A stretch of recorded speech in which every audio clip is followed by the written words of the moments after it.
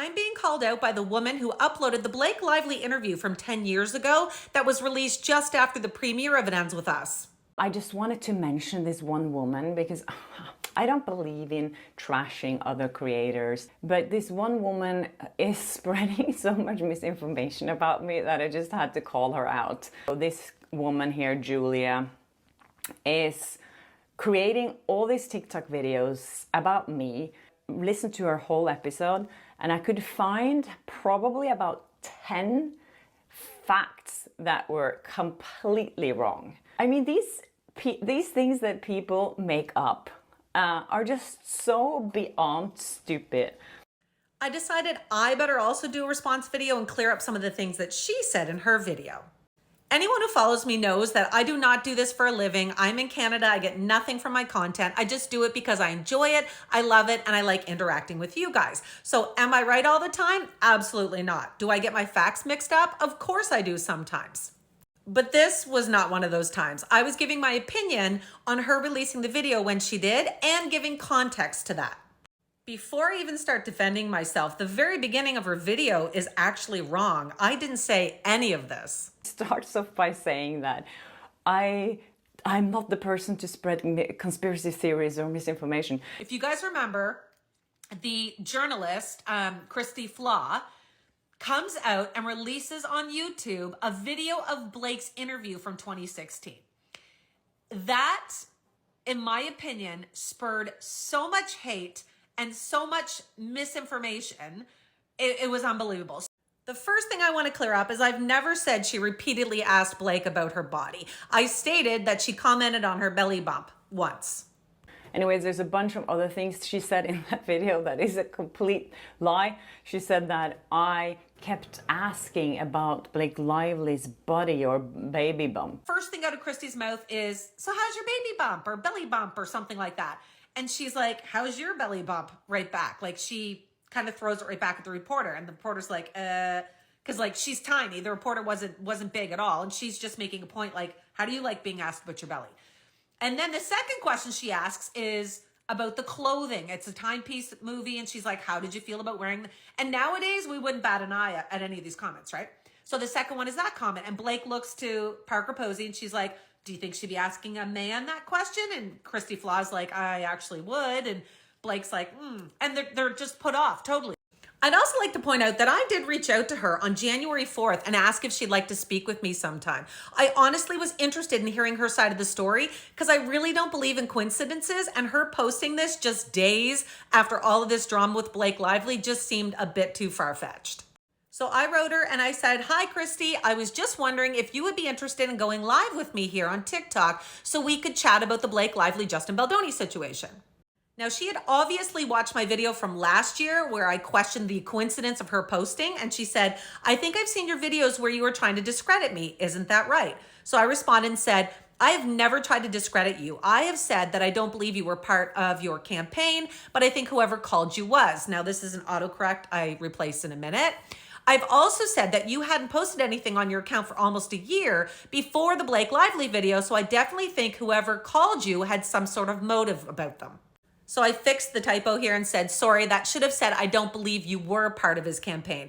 As you know, the New York Times was insinuating that she was part of the smear campaign because she released the video when she did. So I said, regardless of my opinion on how you released it, I would love to get your opinion on the matter. And she sent me an article that she had just done with an interview and said, you can read my opinion there. I replied and asked her, do you think you were used in their campaign by whoever called you about the video? And she said, no one called me about the video. So I responded and said, you said in your follow-up video that someone had called you and asked you about it. Then I went back and rewatched her video and I responded saying, I just double checked your video and you said a reporter friend called you and the two of you started talking about it. And so you decided to upload it. Is that not correct? And then I responded and said, you said he had a similar situation happen. And she responded and said, everything's in my video and you watched it, so there you go. So I did what she said. I went to the article and read it and her story had changed. And this is what she says about that. And she said that I changed my story. She said one time she said that a friend called her and reminded her that she had that video. And another time I said a reporter called me. Okay, so to clear things up, When you get interviewed by, I don't know how many people contacted me for comment on that, you want to change things up a little bit to make it sound a little more interesting. I'm not giving the same quote to everyone.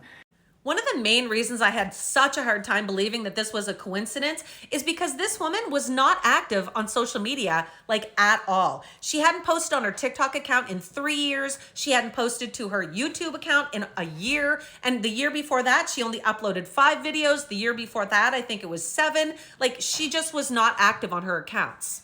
That, however, is no longer the case. This woman uploads at least daily, if not multiple times daily, and all her videos do extremely well. So she is making bank ever since posting that Blake Lively video. Also said he was very suspicious that I didn't post anything for a year on social media. It's important to note that she hasn't posted any videos in over a year until the Blake Lively interview. And the year ago when she was posting videos, she only posted 5 in that year. And the year before that, handful of videos. So it's not like she's regularly posting content and just happened to post the interview. In the next clip, she actually tries to gaslight, saying that Ask Her More was not a movement that was making any traction in Hollywood. This is one of the articles that talked about Blake Lively, and she was an active participant in the hashtag Ask Her More movement. It takes 2 seconds to look this up. Hashtag Ask Her More. You will find lots of videos and lots of articles on this. Reese Witherspoon was a huge advocate for this. We are more than just our dresses. Reese Witherspoon, hashtag Ask Her More. There's even articles on the founder of Ask Her More and how they're demanding for better representation for all women. Anyways, there's a bunch of other things she said in that video that is a complete lie. That it was obvious that I should have known at that point. There was a big campaign going on in Hollywood, Ask Her More, that you shouldn't ask an actress about wardrobe. I was here the whole time. It was not a big movement, Ask Her More. It was a couple of actresses who shut down some interviewers when they asked them questions that they found to be superficial on a red carpet. Hashtag Ask Her More. This is a movement to, say we're more than just our dresses. It's great. The dresses are beautiful. We love the artists that make all these clothes, but it's hard being a woman in Hollywood or in any industry. So it's exciting for me to get to talk to other nominees about all the hard work they did. I will say I enjoy being asked about my craft, my profession. Fashion is something that I think of as an extracurricular interest. It's wonderful to celebrate fashion, but at the same time it's wonderful to celebrate the work, so it's not all just about the dress. The Ask Her More hashtag is trending, where they're saying, talk to women about more than fashion, talk to them about their charities, their movies, their work. What do you think of that?